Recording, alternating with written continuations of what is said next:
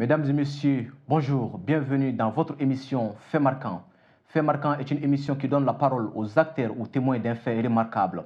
Cela faisait 7 mois que les étudiants de la faculté des lettres, langues et des sciences du langage étaient à la maison. Cela dû à une grève illimitée des enseignants.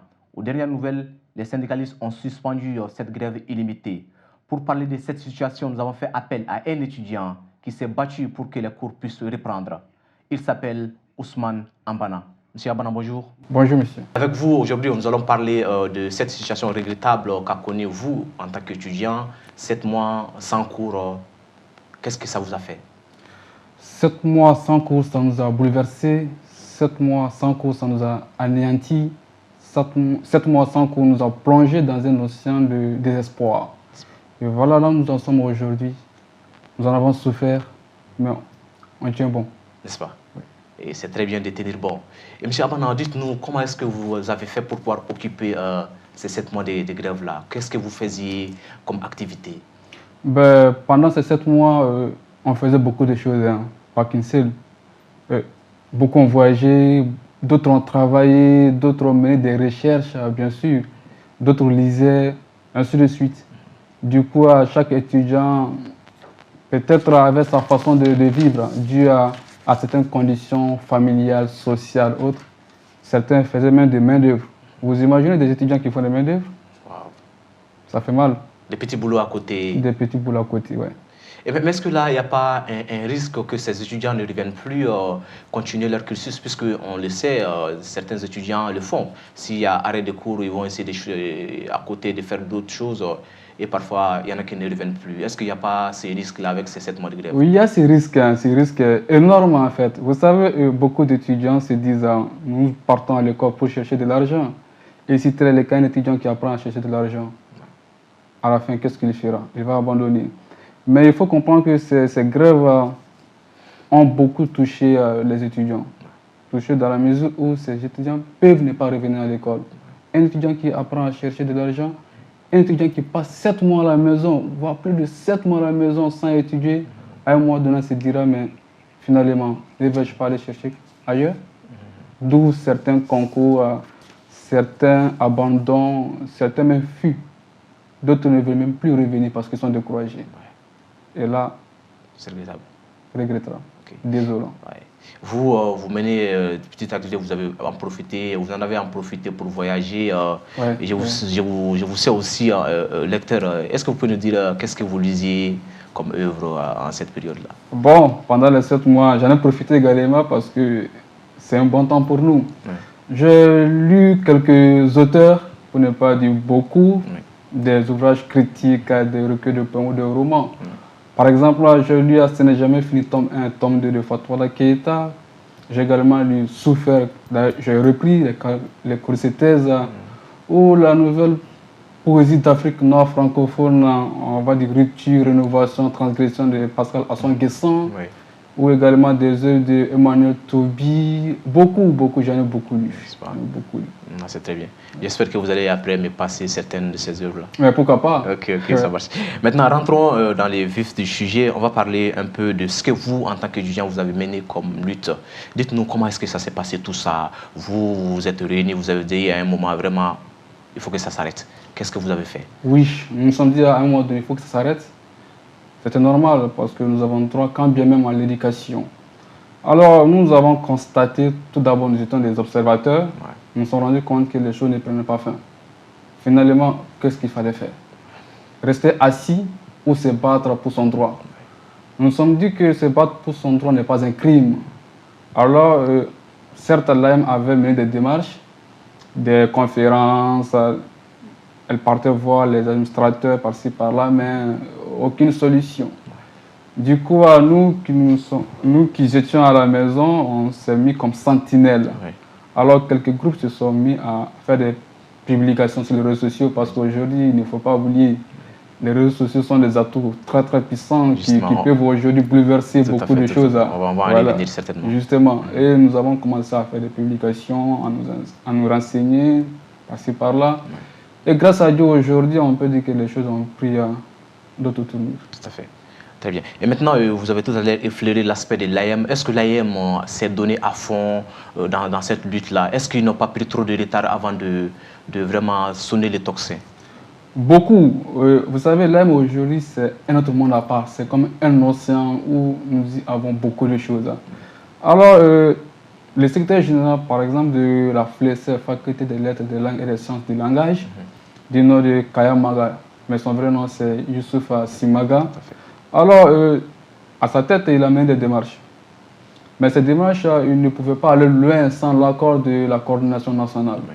Alors, l'AEM, dans cette structure, a mené des démarches, mais pas trop, dans la mesure où les supérieurs ne laissaient pas la voie libre. Mais elle a fait de son mieux. Elle a fait de son mieux, même si c'était insuffisant. Parce que tant qu'on ne parvient pas à trouver des remèdes, des solutions, c'est toujours insuffisant. Tout à fait. Le réveil était tardif, quand bien même. On peut même dire que c'est grâce aux étudiants, entre guillemets, parfaits, que le problème a été soulevé plus haut. Oui. Okay. Maintenant, dans les mouvements que l'AEM a organisés, vous l'avez dit, il y avait des conférences, une conférence de presse. Oui. Il y a aussi, si je ne m'abuse, eu des manifestations, des marches. Oui, effectivement, il y a eu une sortie qui a commencé de Kalabankoro jusqu'à vers le deuxième pont.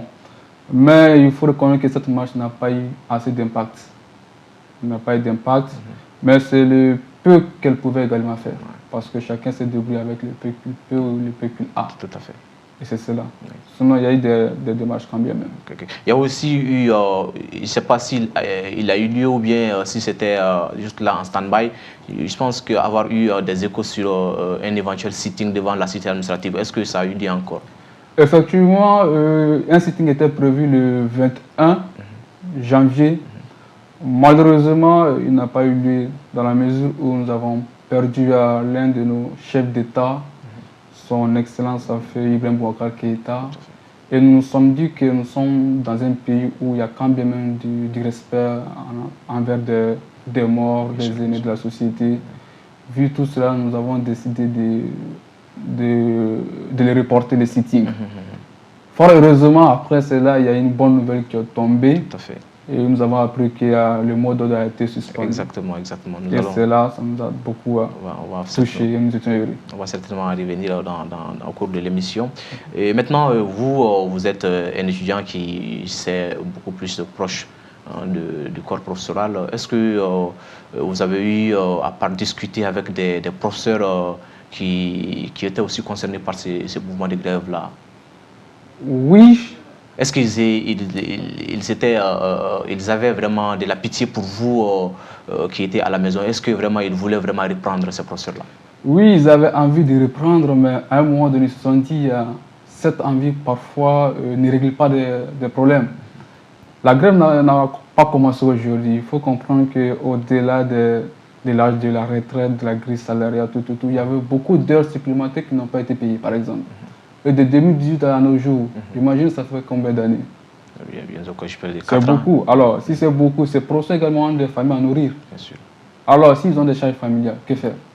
Faut-il souvent ou permanemment se dire que bon, on aura pitié des étudiants? Il faut battre le fer quand il est chaud. Tout à fait. Et quand on est là souvent de supporter, on se rebelle. D'une part, nous le comprenions, même si ça nous faisait quand bien même mal de rester à la maison. Tout à fait. Maintenant, est-ce que vous pouvez peut-être d'ores et déjà effleurer à nos téléspectateurs quels étaient en fait les objectifs principaux de cette grève illimitée? Comment est-ce que ça a commencé jusqu'à maintenant? Alors, la grève, on peut dire, était située à deux niveaux. Je m'explique, il y avait sur le plan national et sur le plan de la faculté, voire même de l'université. Alors, quand on essaie de voir les différentes raisons données par le comité exécutif national du syndicat national de l'enseignement supérieur de la recherche scientifique, et ils se sont dit à un moment donné qu'il faut qu'il y ait une certaine conformité avec, par exemple, les pays de la sous-région, comme le Niger, au niveau de la grille salariale. Ils ont également demandé que l'âge de la retraite soit revu. Oui. Au-delà de tout ça, les heures supplémentaires qui n'ont pas été payées coûtaient plus de 20 milliards, 800 millions.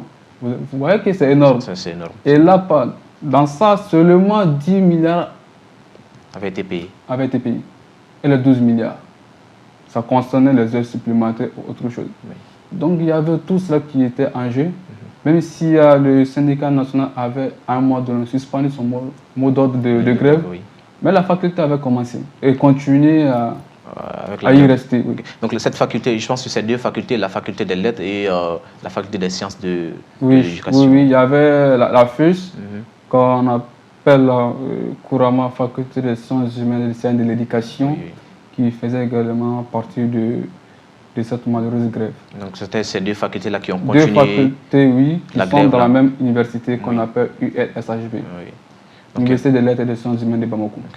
Mais vous, est-ce que vous vous êtes senti un peu délaissé par l'État, vu qu'il y avait les autres universités qui avaient commencé avec les cours, mais c'était toujours vous qui étiez dans ces mouvements de grève, vous étiez victime de ces mouvements de grève. Est-ce que vous vous êtes senti délaissé? Je me suis senti délaissé, affligé, dans la mesure où c'est regrettable aujourd'hui qu'on continue de voir que l'État voit autrement les universités publiques. Oui.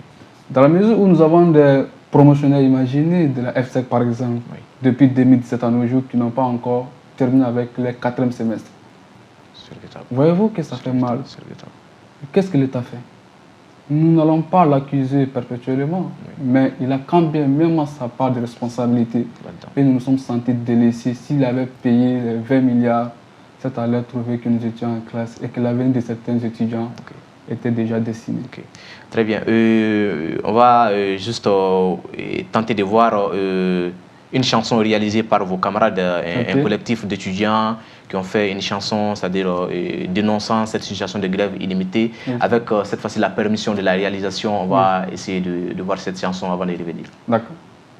Dans les jours à venir, si jamais dans la dernière conversative dans cette faculté, elle a bientôt le mari va nous sentir. This design on the track.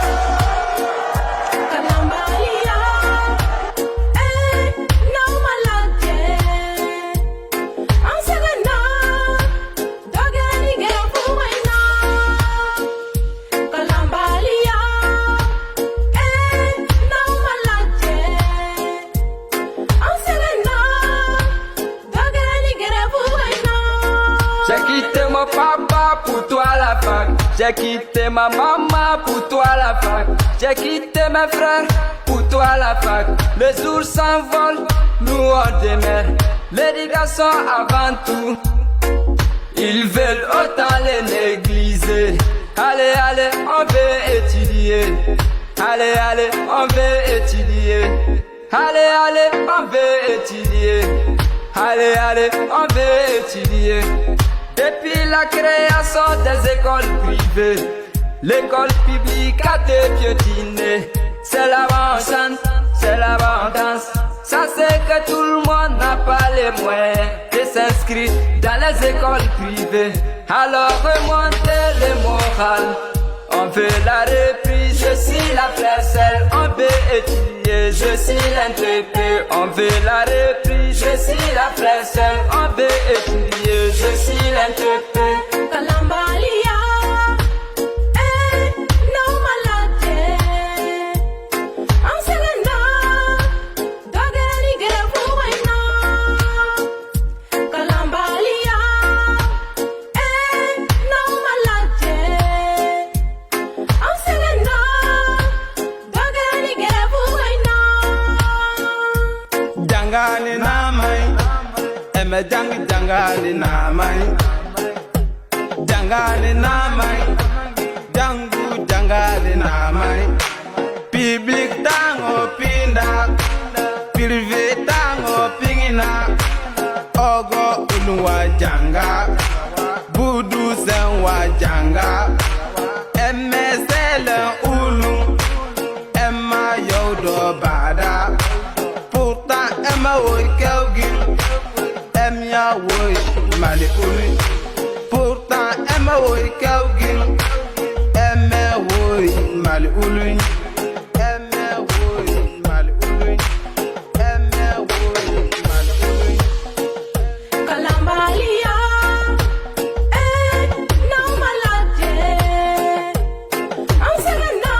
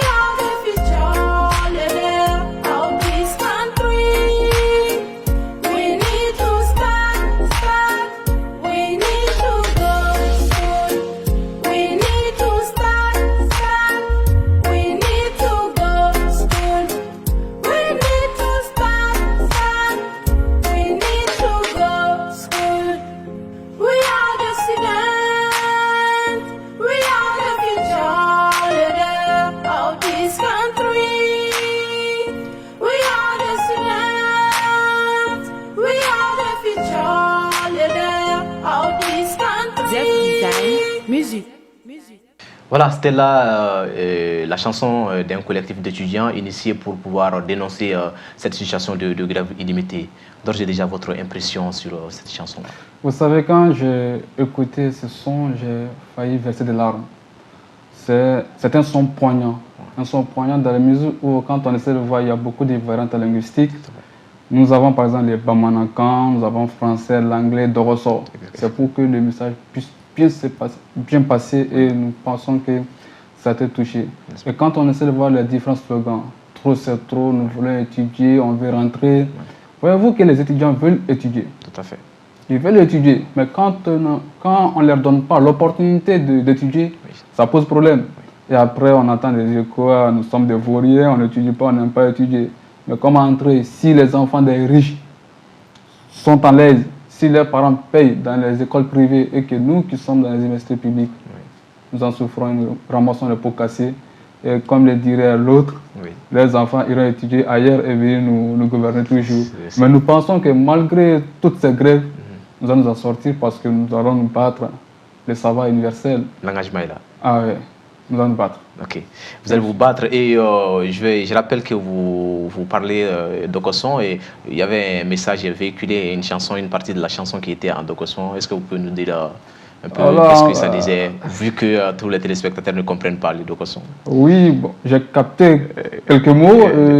En résumé, il disait que ce sont les enfants de pauvres qui ramassent les pots cassés. Nous avons quitté nos parents pour venir ici, étant des enfants de paysans. Nous ne sommes plus en classe, on n'étudie pas, nous sommes en grève. Trop c'est trop, il n'y a pas de différence entre les enfants, qu'ils soient des enfants des riches ou des pauvres. Nous sommes tous égaux et on doit nous traiter sur le même pied d'égalité. Oui. C'est un peu en quelque sorte le message qui véhicule. C'est touchant ça. Et lorsque il est dit que en fait, les étudiants qui sont là sont des espoirs de familles eux, qui n'arrivent pas à faire cette étude-là. Donc c'est vraiment touchant. Très touchant. Oui. Ça fait mal. Oui, ça fait mal. Donc là, est-ce que vous croyez que en fait, cette chanson avec de ces collectifs-là vraiment a contribué aussi à ce que le gouvernement ainsi que les syndicats puissent se comprendre et enterrer la rage de guerre? Est-ce que cette chanson a peut-être contribué à ça? Oui, vous savez, quand on fait quelque chose, c'est dans l'espoir que ça contribue. Bien sûr. Et toute aide, toute contribution n'est pas peu. Oui. C'est comme le colibé, en fait, chacun essaie d'apporter sa pierre à l'édifice. Et on peut dire que cette chanson a contribué, même si elle n'est pas la seule. Oui. Il y a eu beaucoup de mobilisations, de publications, de démarches. On va dire que oui, la chanson a apporté sa pierre d'édifice. Tout à fait. Au-delà de cette chanson aussi, nous avons vu que vous avez vraiment amené une campagne médiatique sur les réseaux sociaux, à travers Facebook, WhatsApp. Est-ce que d'ores et déjà vous pouvez nous dire vraiment quel a été aussi l'apport de ces nouveaux médias-là dans cette lutte-là? Alors on peut dire en quelque sorte, pour ne pas tenir une métaphore, que cette campagne a ressuscité certaines morts, voilà, certains défunts, dans la mesure où les sujets étaient un peu en stand-by, personne ne parlait, et nous nous sommes dit, mais pourquoi ne pas passer sur les réseaux sociaux? D'autant plus que c'est un gros village où tout le monde est. Et partant de là, on a mis en place un petit comité composé de 9 personnes, comme ça, 9 étudiants, venant différents horizons, d'autres étaient à la fac, d'autres non, mais le problème de l'autre nous touche également, parce que nous sommes quand même dans un pays où le socialisme est toujours en vie. Nous avons commencé à faire des publications sur Twitter, Facebook, WhatsApp, Instagram, et ça a pris de l'ampleur. Et là, beaucoup ont commencé à se demander, mais qui sont ces gens?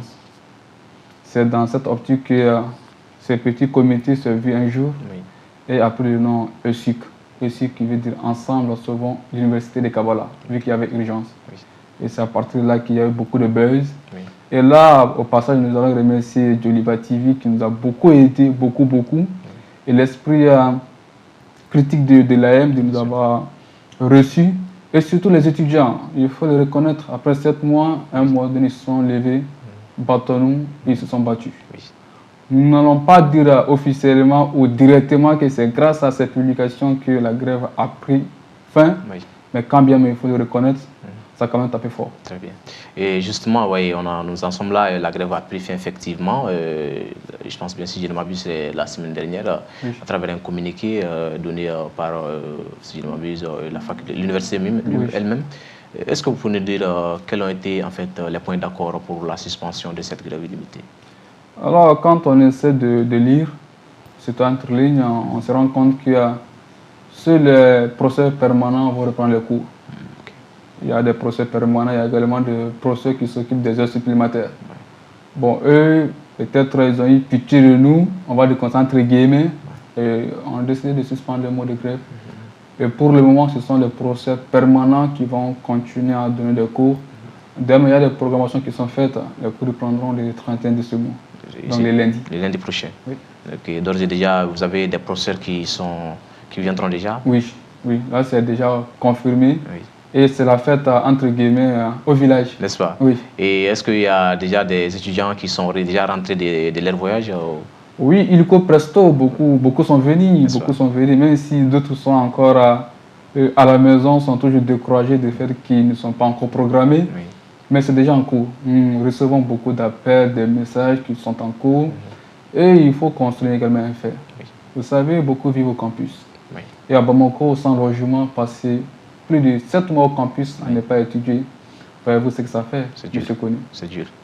Donc c'est dur et regrettable. Donc il y a aussi un aspect qu'il faut évoquer qui concerne des étudiants, vu qu'il n'y a pas de cours, qui passent à d'autres choses, avec peut-être vont faire d'autres concours, il y en a qui vont voyager, il y en a qui vont faire des petits boulots, et après, lorsque ces activités vont les réussir, on n'aura plus le courage de reprendre les études. Est-ce que vous ne croyez pas que beaucoup de vos camarades vont tomber dans cette situation? D'aucuns y sont déjà. N'est-ce pas? D'aucuns y sont, parce que vous savez, on s'envoie des messages, on essaie de causer. Ils nous disent, mais monsieur Ambana, vous savez, je n'ai plus envie de revenir. Wow. Mais on essaie d'échanger avec eux, de les mettre sur le droit chemin, de les motiver en fait, afin qu'ils puissent reprendre le chemin de l'école. Oui. Mais certains y sont, d'autres sont même partis en voyage. Oui. Est-ce qu'ils vont revenir? C'est la question que l'on se pose aujourd'hui. Voilà. C'est la question qu'on Mais se ça, c'est regrettable qu'ils ne reviennent pas. Oui. C'est regrettable, c'est regrettable. Et en fait, toute cette situation au niveau de nos universités publiques, c'est regrettable, il faut le dire, parce que parfois, plusieurs fois, même, on constate que si ce n'est pas le syndicat des enseignants, tu trouveras que ce sont l'AEM, l'association des élèves et étudiants, qui décrètent des grèves. Est-ce que vous ne croyez pas que en fait, les conditions d'études dans nos universités publiques laissent à désirer? Les conditions sont lamentables, il faut le dire, oui. Parce que c'est un fait, c'est une réalité. D'une part, ce sont des professeurs, quand les professeurs partent en grève, nous pleurons, et s'ils reviennent, on essaie de nous mettre au travail, et après on voit, pouf, il y a un coup qui retentit quelque part, et c'est l'AEM. Oui. Et là, ça perturbe, mais on se pose la question, d'où viennent tous ces problèmes? C'est la question qu'il faut essayer de répondre, de trouver des solutions. D'une part, oui, les enseignants, les étudiants, mais ils sont de voir, interrogeons l'État. Bien sûr. Si l'État mettait les enseignants dans de bonnes conditions, il faut le dire. Oui. Si réellement l'avenir d'un pays repose sur les enfants, sur les jeunes, Oui. il faudrait qu'ils soient bien formés. Tout à fait. Et qui les forment? Les enseignants. Bien sûr. Et si les formateurs ne sont pas dans de bonnes conditions, comment former les gens? C'est compliqué. Souvent, ils vont par amour, Oui.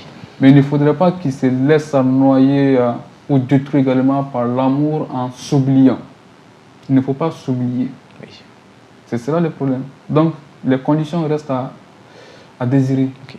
Et à ce niveau, qu'avez-vous comme appel à lancer en fait, à l'État pour que vraiment les choses puissent marcher, comme on le voit à travers des universités à l'étranger ou même des universités privées ici qui font les cours correctement. Et dans certaines de ces universités, vous verrez que même il y a certains des responsables de ces pays qui ont des enfants dans ces universités. Là où ça marche bien. Donc, qu'avez-vous comme message à l'endroit de ces dirigeants-là? Alors, vous savez, pour ne pas paraphraser Jean Dormesson, je n'aime pas trop lancer des messages. Oui. Mais ce que j'ai à dire à l'État, on va dire aux responsables administratifs, à nos enseignants, voire même aux étudiants, parents d'élèves, c'est quelque chose qui concerne tout le monde. que chacun se responsabilise, que chacun prenne sa responsabilité. C'est là où une prise de conscience va se déclencher. Bien sûr. Si l'État accepte de mettre les enseignants dans de bonnes conditions, les enseignants vont non seulement former bien les étudiants, Bien sûr. mais également vont produire. Parce que qui parle de l'enseignement supérieur Bien sûr. parle un peu du domaine scientifique. Et comment produire des articles scientifiques si l'on ne parvient même pas à manger? C'est compliqué. Très très compliqué. C'est compliqué. Et là, s'ils ne parviennent pas ou s'ils ne sont pas dans de bonnes conditions, ils viendront dispenser des cours comme ils le veulent. Et là, ce sont les étudiants qui vont ramasser avant tout les pots cassés. Et ce sont ces étudiants encore qui iront dans les lycées comme des mercenaires. Bien sûr. Des mercenaires, qu'est-ce que vous voulez dire? wagnerisés, entre guillemets, bien sûr. C'est Wagner, c'est l'actualité. Oui, et qui vont également former nos petits frères académiques. Ouais. Et ces derniers sortiront comment? Avec un niveau bas.